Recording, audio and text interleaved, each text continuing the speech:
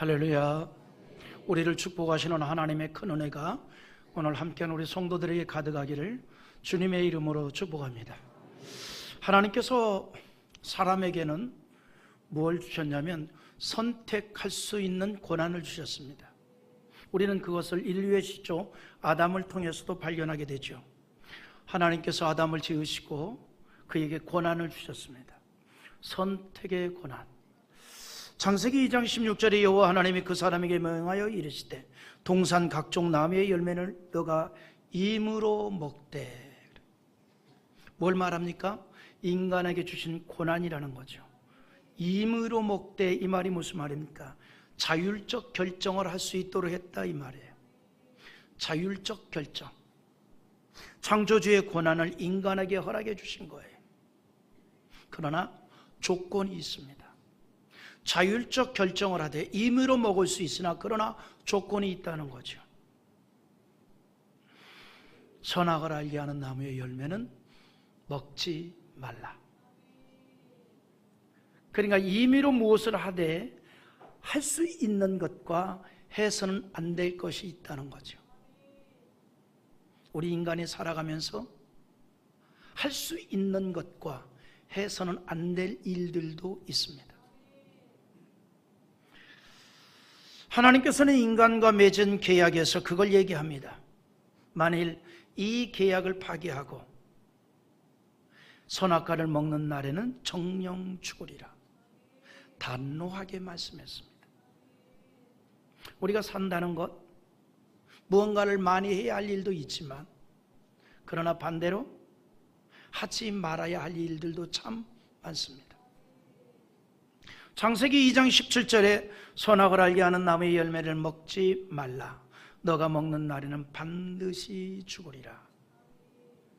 하나님께서는 이처럼 인간에게 선택할 수 있는 권한을 주셨고 자신이 선택한 것에 대해서는 반드시 책임을 져야 할 것도 말씀했습니다. 반드시 책임을 져야 한다. 저희 부친이 자주 했던 말이 있어요. 거저 남자는 말이지 목에 칼이 들어와도 바른 말을 해야 되는 거야. 그거이 남자다. 그리고 남자는 자기가 뿌린 씨앗은 자기가 반드시 다 거둬들일 줄 아는 책임감이 있어야 된다. 그거이 남자다. 하도 많이 들어가지고 귀에 딱 찍어졌습니다. 그런데 우리는 선택할 수 있는 권한이 있습니다만 내가 선택한 것에 대해서는 내가 책임도 져야 합니다. 내가 책임도 져야 된다. 하나님께서 아담에게 자신의 선택에 대한 책임을 분명하게 말씀하셨고 그 선택은 영생과 사망이 있다는 것도 말씀합니다. 그러나 아담은요, 사망의 길을 선택했습니다. 이 일에 대하여 로마서 5장 12절이 이렇게 말하죠. 같이 봅니다. 그러므로 한 사람으로 말미암아 죄가 세상에 들어오고 죄로 말미암아 사망이 들어왔나니 이와 같이 모든 사람이 죄를 지었으므로 사망이 모든 사람에게 이르렀느니라. 아멘. 성경에서 보여준 하나님의 성품은요, 상선벌악을 너무나도 정확하게 분명하게 하시는 분입니다. 벌 줄 자는 반드시 벌을 주고 상 줄 자는 반드시 상을 주시는 공의로우신 하나님이 우리의 아버지이십니다. 나와 함께 하시고 나의 삶을 이끌어 주시고 우리의 삶을 책임져 주시는 하나님은 공의로우신 하나님이라는 거예요. 이 말은 또 우리에게 어떤 의미로 다가오냐면 사람의 선택에 따른 행동은 반드시 앞에 말씀드린 대로 책임을 져야 한다는 거예요. 나의 선택은 내가 책임을 져야 합니다. 여러분, 비겁한 사람은 어떤 사람을 비겁하다 그러는 거니? 자기가 져야 될 책임을 회피하는 자를 비겁한 자라고 얘기하는 거예요.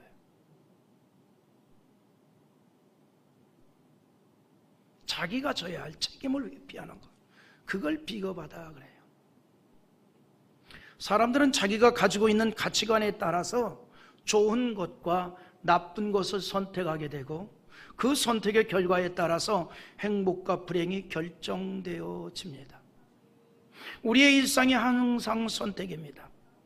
우리는 작고 소소한 것에서부터 큰 문제까지 선택을 하면서 살아갑니다. 그리고 내가 선택한 것은 대단히 중요합니다. 그런데 내가 어떤 것을 선택하도록 영향을 주는 것은 무언가니 내가 가진 가치관이에요. 내가 가진 가치관이 나로 인하여 무언가를 선택할 수 있는 기준이 되게 합니다. 사람의 가치관이 선택에 영향을 준다는 사실이죠. 따라서 이 땅에서 살아가는 하나님의 자녀들은 가치관을 무엇으로 형성해야 되느냐? 하나님 말씀 성경으로 형성되어야 합니다. 왜냐하면 우리는 성경 따라 사는 사람들이에요.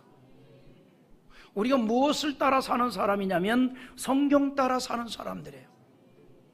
나의 가치관, 나의 이념, 나의 사상은 하나님의 말씀에서 이루어져야 합니다. 그래야 우리가 성경 따라서 선택도 하고 거기에 따른 책임을 지는 거예요. 중대한 선택을 할 때 항상 우리는 성경에 기반된 선택을 해야 한다는 거예요. 성경이 뭐라고 말씀하시는가? 하나님은 뭐라고 말씀하시는가? 여기에 기반된 선택을 해야 된다 이 말입니다. 그러므로 선택의 기준이 하나님의 말씀에 영향을 받아서 선택될 수 있도록 우리가 하나님의 말씀으로 나의 가치를 두자는 거예요. 그런 선택을 신앙적인 선택이라고 말할 수 있습니다.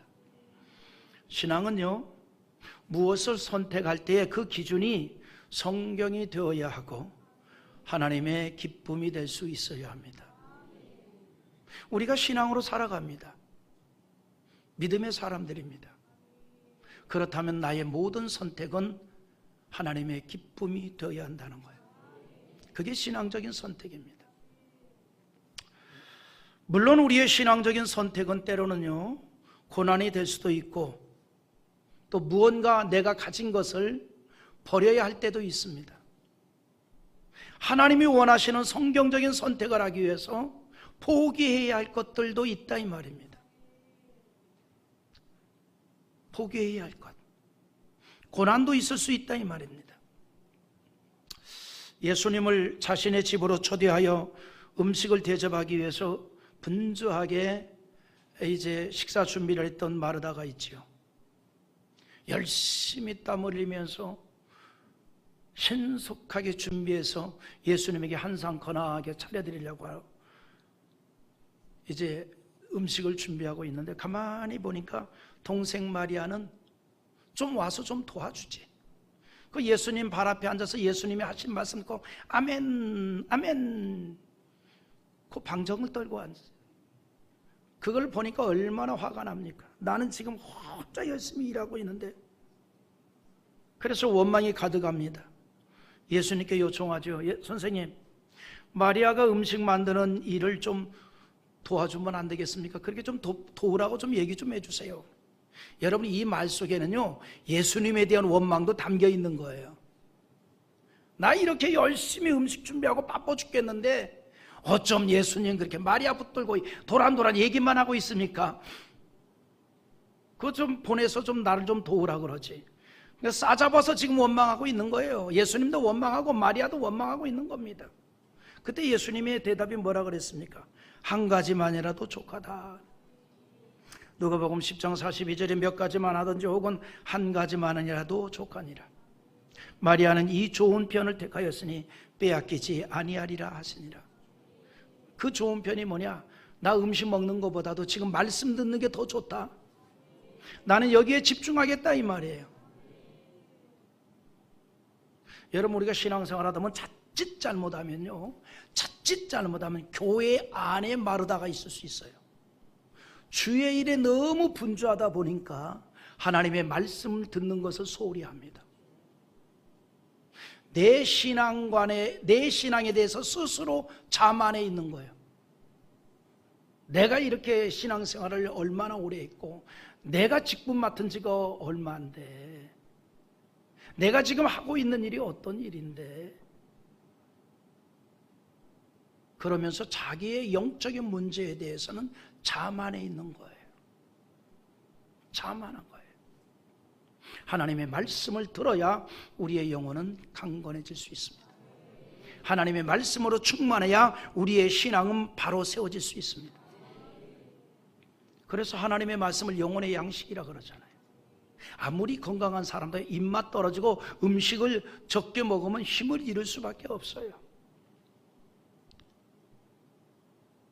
우리가 아무리 신앙생활을 오래 하고 교회에 중요한 직분을 맡았을지라도 우리가 말씀 듣는 일에 귀히 여겨야 합니다. 그래서 내 인생의 가치관을 항상 말씀 속에 세워가야 한다는 사실이죠. 말씀을 달리 또 해봅니다. 우리는 자주 선택을 합니다. 그런데 내가 한 선택 중에는 후회하는 것도 있고, 여러분 다 내가 참 선택 잘했다 이런 거 아니잖아요. 그때 그 선택을 하지 말았어야 되는데, 그때 그것을 했어야 되는데, 그럴 때 있잖아요. 반대로 그때 정말 선택을 잘했어, 칭찬을 하는 경우도 있습니다. 하나님의 부르심으로 믿음으로 나갔던 아브라함도 보면요, 자주 선택을 합니다. 오직 여호와의 말씀을 의지하고 나갑니다. 그런데 얼마 안 가서 기근을 만납니다. 그리고 그 기근으로 인하여 인간적인 생각을 하고 불신앙적인 선택을 하게 되었습니다. 하나님께서 아브라함을 부르시고 그에게 복을 주시겠다라고 약속했습니다. 그리고 아브라함은 그 말씀하신 여호와를 의지하여 본토 친척 아비집을 떠나 믿음으로 나아갔습니다. 그런데 이렇게 믿음으로 출발했던 아브라함일지라도 그에게 어려움이 기다리고 있었다는 거죠. 시험이 다가왔습니다. 하나님께서 아브라함에게 약속하신 가나안 땅에 마침내 왔지만, 그 축복의 땅, 약속의 땅에 왔지만 그 땅에서 일생일대 최고의 위기를 만난 겁니다. 너무너무 극심한 기근이 찾아온 거예요. 가뭄이 찾아왔다 이 말이죠. 이른바 경제적인 물질적인 시험이 찾아온 거예요. 아브라함은 믿음으로 하나님의 말씀을 의지하여 왔습니다. 그런데 지금 극심한 가뭄으로 인하여 어려움을 겪고 있습니다. 하나님의 말씀을 듣고 믿음으로 순종을 하였던 아브라함에게 극심한 가뭄이라는 어려움이 기다리고 있었던 거죠. 그것도 약속의 땅 가나안에서 가뭄으로 인한 기근을 만난 겁니다. 창세기 12장 5절의 내용인데 한번 읽어봅니다. 아브라함이 그의 아내 사레와 조카 롯과 하란에서 모은 모든 소유와 얻은 사람들이 끌고 가나안 땅에 가려고 마침내 가나안 땅에 들어갔더라. 아멘. 여기 중요한 말이 있어요. 마침내 가나안 땅에 들어갔다 그래요. 무슨 말입니까? 하나님께서 아브라함에게 약속하신 그 땅입니다. 축복의 땅입니다. 이제 여기서 이제 풍성한 것만 기대하면 되겠다라고 생각을 하는 그 땅입니다. 마침내 그 땅에 왔는데, 마침내 풍성함이 이루어질 것 같은 그 땅에 왔는데 뜻하지 않는, 전혀 생각지도 않은 극심한 가뭄으로 인한 기근을 당한 겁니다. 생존의 위협까지 받고 있는 겁니다. 그래서 아브라함은 기근으로 인하여 어려움을 당하자 인간적 생각을 하죠. 인간적 생각을 합니다. 애굽으로 내려갔습니다. 창세기 12장 10절 한번 또 읽어봅니다. 그 땅에 기근이 들었으므로 아브라함이 애굽에 거류하려고 그리로 내려갔으니 이는 그 땅에 기근이 심하였습니다.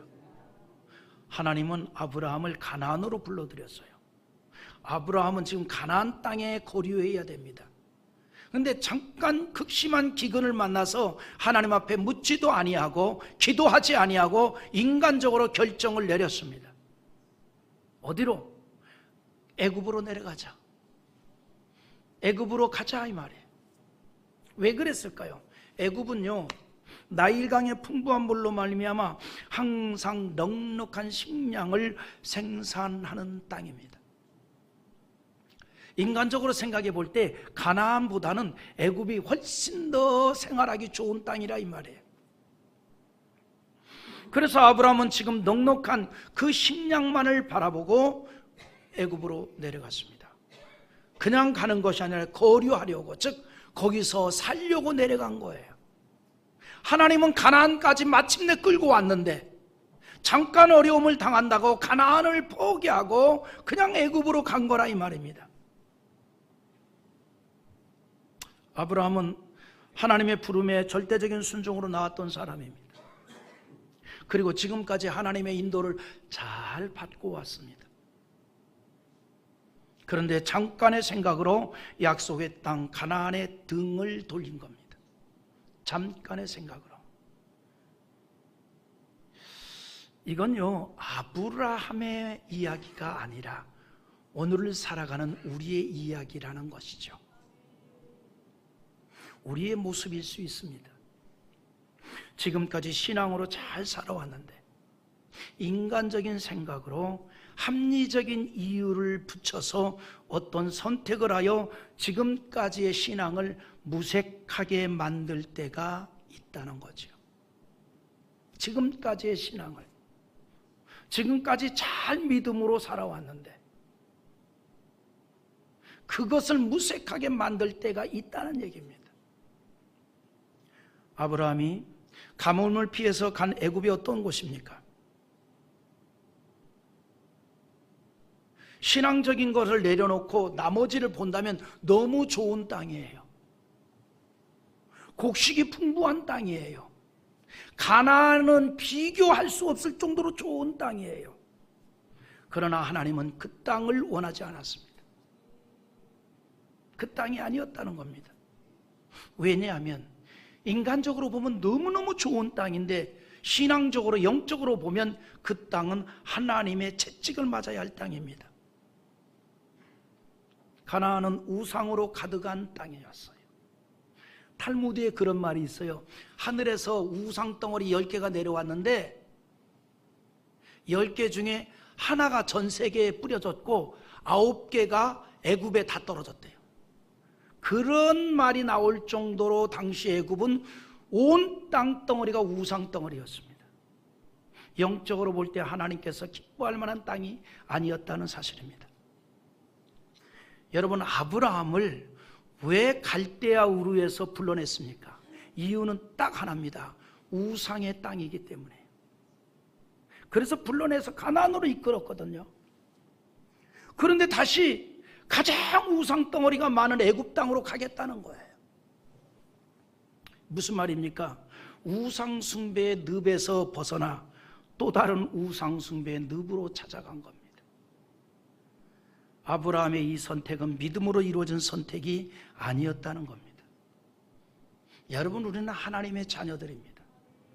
천국을 소망하면서 사는 사람들이에요. 그러므로 우리가 어떤 선택과 결정을 할 때에는 신앙적인 것을 배경에 두고 해야 합니다. 하나님과 주님의 교회에 유익이 되는 선택, 하나님의 뜻을 이루고 영광이 되게 하는 선택에 하나님의 기적 같은 은총이 있습니다. 성경의 약속입니다. 여러분, 오직 전능하신 하나님을 의지하고 믿음으로 나아갔던 아브라함도 기근이라는 시험에서 인간적인 선택으로 넘어졌습니다. 아브라함은 하나님의 능력을 믿고 출발을 했습니다. 하지만 잠깐의 기근 앞에서 믿음 없는 인간적 모습을 보였던 거죠. 하나님의 인도보다는 인간적인 생각으로 애굽으로 갔습니다. 아브라함의 애굽에 들어간 것은 살려고 한 것입니다. 하지만 그 판단은 신앙적이지 못했다는 사실입니다. 우리가 얼마든지 그럴 수 있습니다. 얼마든지 그럴 수 있다는 거죠. 우리가 이 땅에서 살아갈 때 어떤 판단을 하고 선택을 하는 것은 다 잘되기 위한 선택을 합니다. 하지만 그 판단과 선택 가운데는 신앙적이지 못할 때가 있습니다. 이건 누구라도 다 해당되는 거예요. 그러므로 우리가 어떤 것을 판단하고 선택을 할 때 확증해야 될 믿음이 필요합니다. 우리의 살 길은 오직 하나님에게 있다는 사실을 믿는 신앙으로 선택을 해야 된다는 거죠. 믿습니까? 한나가 사무엘상 2장 2절에서 이런 고백을 합니다. 읽어봅시다. 여호와와 같이 거룩하신 이가 없으시니 이는 주밖에 다른 이가 없고 우리 하나님 같은 반석도 없으심이니라. 여러분, 우리의 어떤 선택은요, 하나님에 대한 이 같은 믿음으로 이루어진 선택이어야 합니다. 주밖에 다른 이가 없습니다. 우리 하나님 같은 반석이 없습니다. 내 인생을 든든히 세워줄 반석은 여호와 하나님이십니다. 이것을 믿는 믿음으로 이루어진 선택이 되자는 거예요.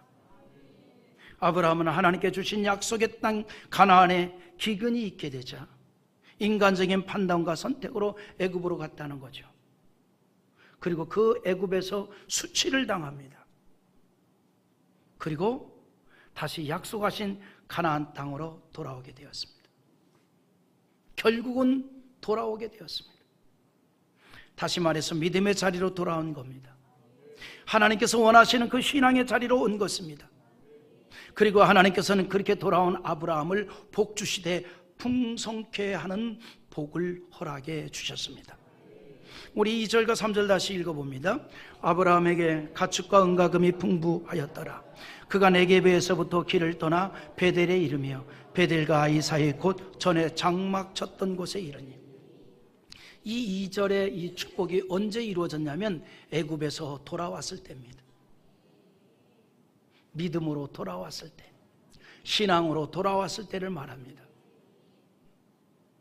애굽에서 나와 가나안으로 돌아왔을 때 하나님께서 은과 금을 풍부하게 허락해 주었다는 거죠. 아브라함이 인간적인 생각으로 선택을 하였던 애굽에서 나와서 베델로 돌아옵니다.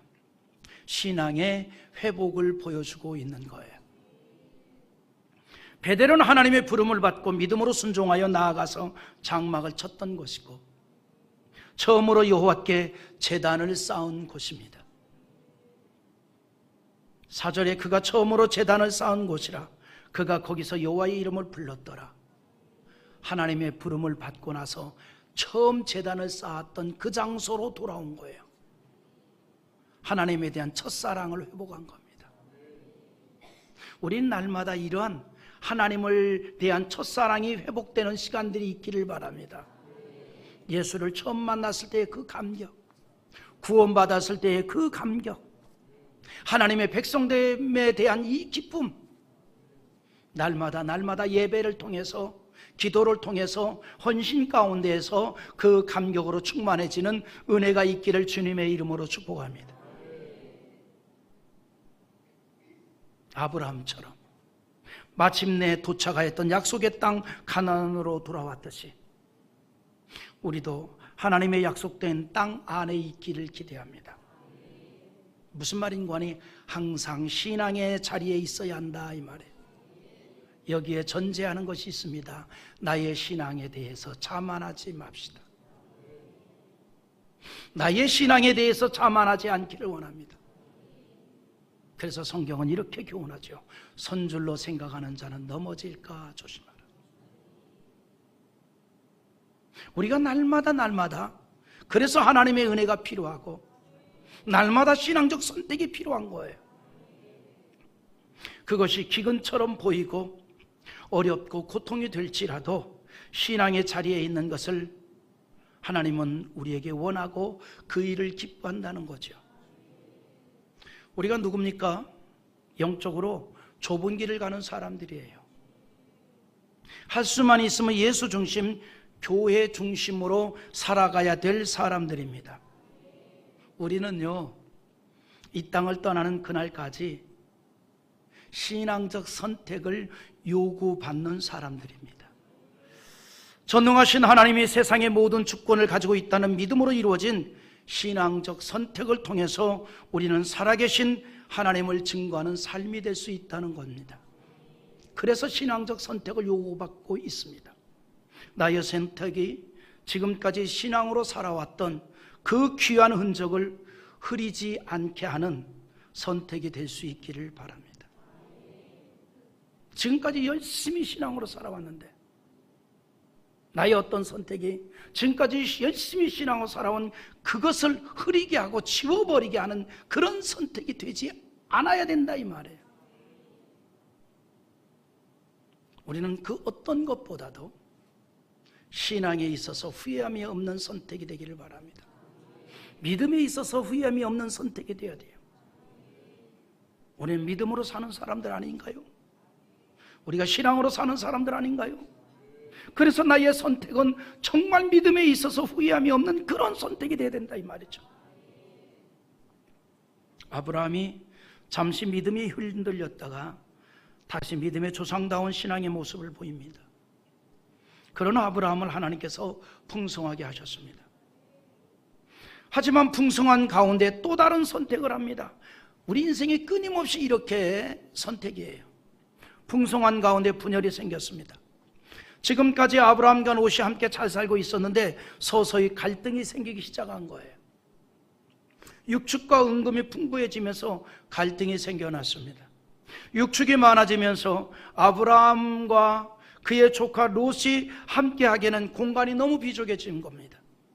이 갈등을 아브라함은 믿음의 사람답게 해결을 합니다. 아브라함의 가축을 치는 목자와 롯의 가축을 치는 목자가 서로 자기들이 치는 가축에게 꼴을 먹이는 문제로 인하여 다툼이 생깁니다. 아브라함은 이런 모습을 두고 그냥 볼 수 없어서 해결을 위한 결단을 합니다. 우리는 아브라함의 모습에서 갈등 해결을 위한 방법이 무언가를 교훈받습니다. 아브라함은 서로의 목자들이 다투는 것에 대해서 잘잘못을 따지거나 말하지 않았습니다. 뭘 강조했느냐? 우리는 한 민족이라는 것만 강조했습니다. 여러분, 문제 해결은요, 갈등 해결은요, 잘잘못을 따지기 시작하면 불가능합니다. 갈등 해결을 하기 위해서는 잘잘못을 따지는 게 아니에요. 잘잘못을 따지기 시작하면 절대로 갈등 해결이 안 됩니다. 그거는 그냥 묻어두고 시선에 멀리 보내버려야 합니다. 아브라함이 그렇게 합니다. 8절 한번 읽어보죠. 아브라함이 롯에게 이르되 우리는 한 친족이라 나나 너나 내 목자나 서로 다투게 하지 말자. 말씀드린 대로 갈등 해소를 하기 위해서 필요한 것은 잘잘못을 따지고 판결을 내리는 것이 중요하지 않다는 거죠. 하나라는 의식이 먼저 있어야 합니다. 우리는 하나입니다. 이게 중요합니다. 이게 중요해요. 여러분, 가족 간의 갈등도 네가 먼저 잘했니, 너가 먼저 못했니, 이거 다 내려놓고 한 가족 아니겠니? 이것이 우선이 돼야 돼요. 교회 안에서의 성도와 성도의 갈등도 네가 잘했니, 네가 잘했니가 아니에요. 이거 다 놔두고 우리는 한 하나님의 자녀 아닙니까? 한 교회의 성도 아닙니까? 이것이 먼저 전제돼야 돼요. 그것만 생각해야 된다 이 말이에요. 아브라함도 그 얘기를 하는 겁니다. 다툼에 대한 잘잘못을 얘기 안 합니다. 우리는 한 가족이라는 거예요. 우리는 한 가족이다. 기독교인이 갈등이 생길 때에도 동일하다 이 말이죠. 한 주님의 보혈로 한 하나님의 자녀가 되었다는 이 사실이 문제 해결의 출발이 되어야 합니다. 그리고 갈등 해결은 양보하는 것에서 해결점을 찾을 수 있습니다. 지금 서로의 목자들이 다툰 것은 서로의 가축이 많아져서 그들의 땅이 그 가축을 다 수용할 수 없었기 때문입니다. 그래서 아브라함은 조카 롯에게 우리가 갈등을 겪는 것은 땅이 비좁아서인데 여기 앞에 이렇게 넓은 땅이 있지 않느냐 라고 하면서 대안을 제시해요. 선택권을 양보합니다. 아브라함은 갈등 해결에 있어서 자신의 이익을 먼저 생각하지 않습니다. 자신의 실익을 챙기지 않고 양보를 한 것입니다. 모든 사람들이 오로지 자신의 이익만을 위해서 살아간다면요, 우리 사회는 황폐화되고 말 것입니다. 하지만 양보하고 희생하는 귀한 사람들이 있어서 우리 사회가 희망의 빛을 볼 수가 있는 거예요.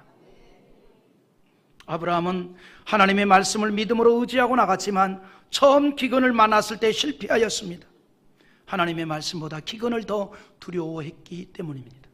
그러나 한 번의 큰 실패를 경험했던 아브라함은 전능하신 하나님에 대한 믿음으로 더욱 굳건하게 세워졌습니다. 아브라함의 목자와 조카 롯이 목자들이 그 가축을 치면서 함께 있기에 경관이 너무 협소하여 다툼이 있었지만 그 다툼을 지혜롭게 해결을 합니다. 전능하신 하나님을 바라보는 믿음으로 갈등 해소를 이루었습니다. 아브라함은요, 어느 곳이든지 하나님이 함께 하시면 복을 받게 된다는 믿음으로 세워졌던 거예요. 그래서 아브라함은 조카 롯에게 먼저 선택권을 줍니다. 너가 먼저 선택해라. 아브라함은 하나님의 축복을 믿는 신앙적인 선택을 하려고 했지만 롯은 그 갈등 상황에서 인간적인 판단으로 선택을 합니다. 영적인 시각이 아니라 오로지 육신의 눈으로 선택을 합니다. 한번 읽어보죠. 10절 한번 읽어봅니다. 이에 롯이 눈을 들어 요단 지역을 바라본즉 수알까지 온 땅에 물이 넉넉하니 여호와께서 소돔과 고모라를 멸하시기 전이었으므로 여호와의 동산 같고 애굽 땅과 같았더라. 아멘. 롯은 인간적인 생각과 시각을 가지고 생각하고 판단을 합니다. 신앙적인 문제를 배제하고 본다면 롯이 선택한 땅은 참으로 좋은 땅입니다. 어떤 면에서 좋습니까? 롯이 표현한 대로 첫째, 물이 넉넉했습니다. 물이 많다는 것은 모든 것이 풍족할 수 있다는 생각을 갖도록 하죠. 둘째, 얼마나 좋아 보였으면 여호와의 동산 같다라고 표현합니다. 에덴 동산을 생각하게 할 만큼 좋은 조건을 가진 땅이라는 거예요. 셋째, 애굽 땅과 같았다 그랬어요. 말씀드린 대로 물이 풍부하니 곡식도 풍부할 것이다 이 말입니다. 말씀드린 대로 얼마 전에 아브라함과 롯은 기근 때문에 애굽 땅을 다녀왔습니다. 그러니까 롯이 애굽 땅을 가가지고 놀랬을 거 아닙니까? 이렇게 물이 풍부하고 이렇게 곡식이 풍성한 땅이란 말인가? 감동받았을 것 같아요. 그래서 표현하기를 야, 이 땅은 애굽 땅과 같다. 롯은 애굽에서 나일강의 중심으로 찬란한 도시 문화가 꽃피었던 문명의 화려함을 보았던 거예요. 지금 롯이 본 땅이 그렇게 보였습니다. 자신의 삶을 행복하게 해줄 그런 땅으로 보였고, 그리고 판단을 내립니다. 그리고 그것을 선택했습니다. 그런데 그 땅은 영적으로 여호와께 심판을 받을 땅이었습니다. 영적인 시각이 가려졌던 거죠. 롯이 선택한 소돔 땅에 대해서 13절에 뭐라고 얘기합니까? 소돔 사람은 여호와 앞에 악하며 큰 죄인이었더라 이렇게 말합니다. 그 땅을 선택했어요. 신앙적인 문제만 빼놓고 본다면 너무 좋은 땅이었기 때문입니다. 후에 그 땅은 역사적으로 가장 무서운 심판을 받았습니다. 소돔과 고모라는 화려한 도시였고 사람들의 관심을 끌기에 충분하였지만 하나님의 약속과 축복이 없는 도시였습니다. 단지 인간적인 관점에서 볼 때 행복을 약속해 줄 것 같은 착각을 하게 하는 땅이었습니다. 그러나 상대적으로 하나님에 대한 믿음으로 아브라함이 선택한 그 땅 가나안은 외로운 땅이며 기근이 있는 땅이었습니다. 하지만 아브라함은 하나님의 말씀과 약속이 있었기 때문에 그 땅에 머물렀습니다. 롯이 떠나고 가나안에 남은 아브라함에게 하나님이 나타납니다. 그리고 축복을 약속합니다. 참 잘 선택했다. 참 잘 선택했다. 그리고 축복을 약속해요. 14절 한번 읽어봅시다. 롯이 아브라함을 떠난 후에 여호와께서 아브라함에게 이르시되 너는 눈을 들어 너 있는 곳에서 북쪽과 남쪽 그리고 동쪽과 서쪽을 바라보라. 다 바라보라 그래요. 믿음으로 판단하고 선택한 아브라함에게 새로운 세계를 보라 그래요. 그리고 난 다음 절에 뭐라는 거니? 보이는 땅을 내가 너와 내 자손에게 주리니 영원히 있으리라. 할렐루야. 영원히 있으리라. 말씀했습니다. 사랑하는 성도 여러분, 우리가 힘들어도 어려워도 능력이 하나님에 대한 믿음으로 인내하며 신앙으로 사는 성도들에게 하나님께서는 새로운 세계를 보게 하는 걸 믿으시기 바랍니다.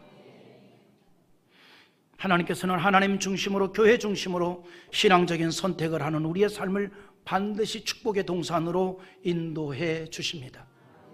고난의 광야길을 건너 약속의 땅을 만나게 합니다. 우리의 삶이 항상 하나님의 말씀으로 기반된 신앙적 선택이 될 수 있기를 주님의 이름으로 축복합니다.